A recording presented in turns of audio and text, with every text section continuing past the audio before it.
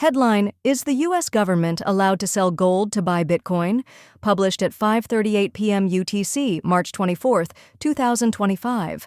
When President Donald Trump signed an executive order establishing a Strategic Bitcoin Reserve, SBR, he ordered David Sachs to assemble a team and plan to buy Bitcoin, BTC, for the nation. Sachs's top appointee, Executive Director of the President's Council of Advisors Bo Hines, thinks one mechanism for buying BTC is selling gold. Hines called the proposed move a budget-neutral way to acquire BTC. The claim that the U.S. should sell its gold sparked immediate debate. Not only does gold have over 5,000 years of history as a sovereign store of value, the metal is a dominant asset on central bankers' balance sheets.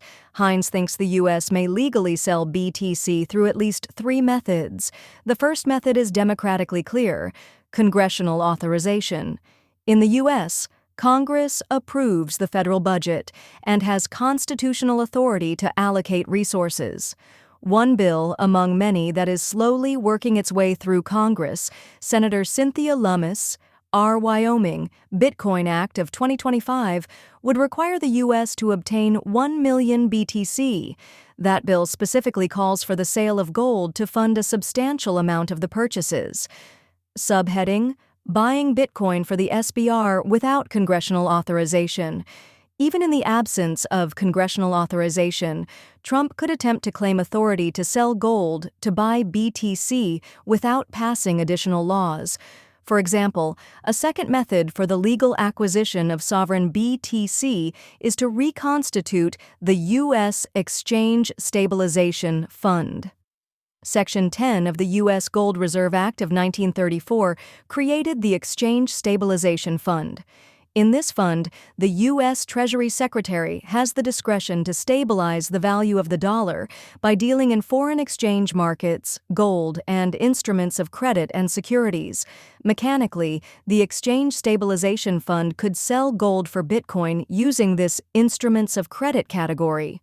The Treasury could, for example, sell gold to purchase a claim on future BTC generated by U.S. mining firms. This transaction would be a loan or instrument of credit denominated in BTC, yet permissible under the U.S. Gold Reserve Act of 1934. The Treasury Secretary could also work with other financial institutions to acquire bonds or notes denominated in BTC to acquire de facto exposure to the asset itself. Subheading: Yes, the U.S. government may legally sell gold for Bitcoin.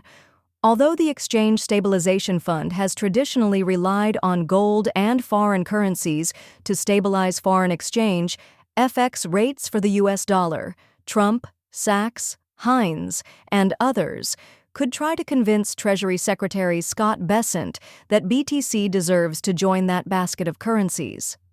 A third method for the legal transfer of value from gold to BTC is to leverage the U.S. government's unrealized gains from revaluing its gold certificates.